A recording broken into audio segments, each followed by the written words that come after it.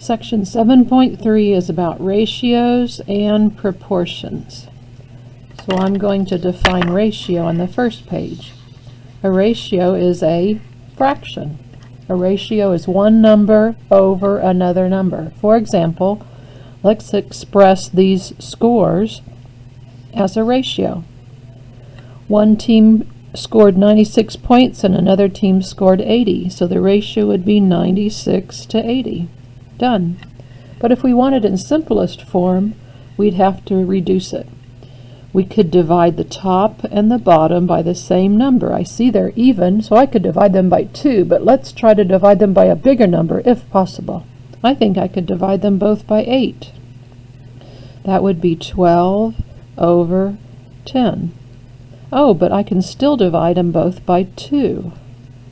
That means in the beginning I could have divided them by 16, but I didn't realize that. So the reduced fraction is 6 over 5.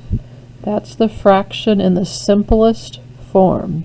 Usually in sports we just leave the scores the way they are because those are the actual scores they scored, the baskets they scored. But in math we reduce to the simplest form. This team won by 6/5 over the other team. Another way to express a ratio would be winning points to total points scored. Don't just grab the two numbers and write a ratio. We need to put the winning points on top. The winning team earned 96 points, and the total points on the bottom, that would be 96 plus 80, 176.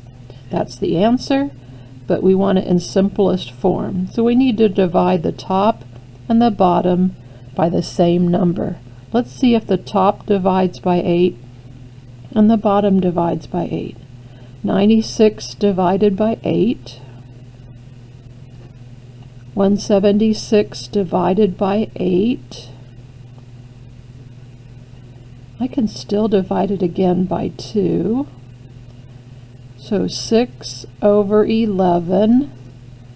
That's the winning points to total points scored in simplest form. Let's look at proportion definition. A proportion is two equal fractions. That's it. That's the definition. A proportion is two equal fractions. A fraction equaling a fraction. That's what a proportion is. But something cool happens. If you have a proportion, if these truly are equal fractions, then A times D will equal the other direction, B times C. Those will be equal. Let me show you an example. If this is truly a proportion and they're saying these two fractions are equal, it's a proportion, we can find what the missing number is. We cross multiply this way, opposite corners, 2 times x, and then we cross multiply the other way, 5 times 13, and they will be equal because they're a proportion. So 2x equals 65, and we divide both sides by 2, and that's the answer. 65 divided by 2 is the answer to what goes in that corner to complete that proportion. Let's try the next one. If we have a proportion and we cross multiply 15 times x, 4 times 10, and divide both sides by the number in front of the x so it goes away, we have the missing number in the proportion. It could be divided by 5 on the top and 5 on the bottom. That gives us 8/3. 8/3 is the missing number in this proportion. They won't always be fractions, but the two examples I gave you were fractional answers. Look, is this a proportion? It looks like it, a fraction equaling a fraction, but they might be trying to fool us. So we're going to see if it's really a proportion. The way we do that is to multiply across this way and then multiply across this way. It's called cross multiplying. 14 times 40, and that better equal the other direction, 15 times 38. So 14 times 40, I'm doing on my calculator.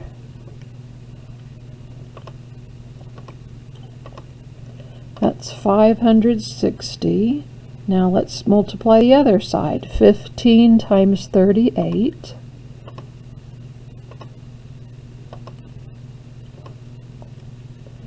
And that's 570. They are not equal to each other. They are not a proportion. You can't just put two fractions together and say they're equal and say it's a proportion. One side must equal the other side. This product must equal that product, and this does not. So it's not a proportion because cross multiplying didn't equal each other. There's something we can use proportions for. It's called direct variation. It's an interesting concept. It's used in physics a lot. For example, if you had a spring, pretend my pen is a spring hanging down. If you put a heavy weight on that spring, it would really stretch the spring out. But if you put a very light thing on the spring, it wouldn't stretch it at all. So if we knew the magic number for that spring, we could know what a light weight would do to it and what a heavy weight would do to it, how far it would pull it down. And that formula always looks like this. It's called direct variation. The length of how much that spring is pulled down is in direct variation to that magical number called the constant of proportionality.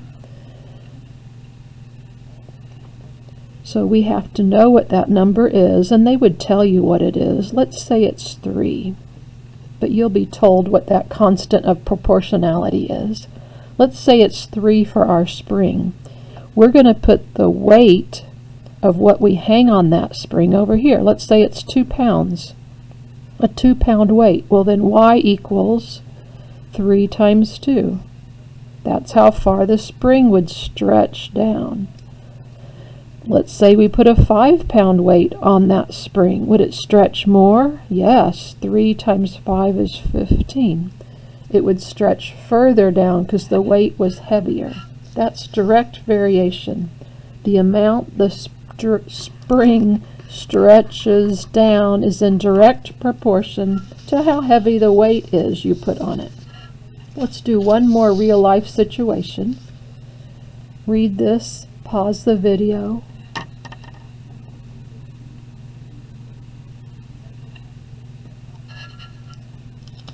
And now I'll continue. This very same word problem is written over here in smaller print on the screen, so I can take this one away. So Margie's making some gift boxes for people, and they have 6 cups of cashews and 2 cups of pecans in each gift box. But here's the question: what if she wants to make what if she has 15 cups of pecans in her cupboard? Not 2 cups of pecans, but 15 cups. How many gift boxes could she make? Or this is the question: how many cups of cashews does she need to get that same ratio of nuts? Here's how we'd write it down. We'd write 6 cups of cashews over 2 cups of pecans. Cashews over pecans. 6 cups of cashews over 2 cups of pecans. And that will be the same ratio as her new gift box, which is 15 cups of pecans. Why did I put it on the bottom? Because pecans go on the bottom and cashews are going on the top. We don't know how many cashews we need, but here's the rhythm again. Cashews to pecans, cashews to pecans. Cashews on top, pecans on the bottom. All I need to do now is cross multiply, and I can find that missing amount of cashews. 6 times 15 better equal 2 times x. So 90 equals 2x, and I divide both sides by 2, and I know that I need 45 cups of cashews to mix with my 15 cups of pecans. Here's another question about the same problem. Margie has 8 cup gift boxes, but she also has a 12 cup gift box to give away. So what nuts are needed for her 12 cup gift box? Well, we know what the 8 cup gift box involves: 6 cups cashews and 2 cups pecans, for a total of 8 cups. Maybe we want to know how many cashews are in the 12 cup gift box. Here's a proportion we could set up: cashews to total, cashews to total. We could say 6 cups cashews to 8 cups total. I don't know how many cups cashews to 12 cups total. Then we'd cross multiply 72. Cross multiply this way, it must equal 8x. Divide both sides by 8. And we know that we needed 9 cups of cashews for that new, bigger gift box. There's a table on the next page that demonstrates that we needed 9 cups of cashews. 2 cups pecans, 6 cup cashews, that was our original recipe, for a total of 8. And then we said how many cashews to give us 12 cups total. We wrote 6 over 8, x over 12. Let's say we want to know how many pecans to put in our recipe for the 12 cup gift box. We'd put pecans over total, and it better equal our new recipe, pecans over total. We have to have our rhythm going. Pecans on top, total on the bottom. Cross multiply 24, and it better equal the other direction, 8y. Divide both sides by 8. And now we know that we needed 3 cups of pecans.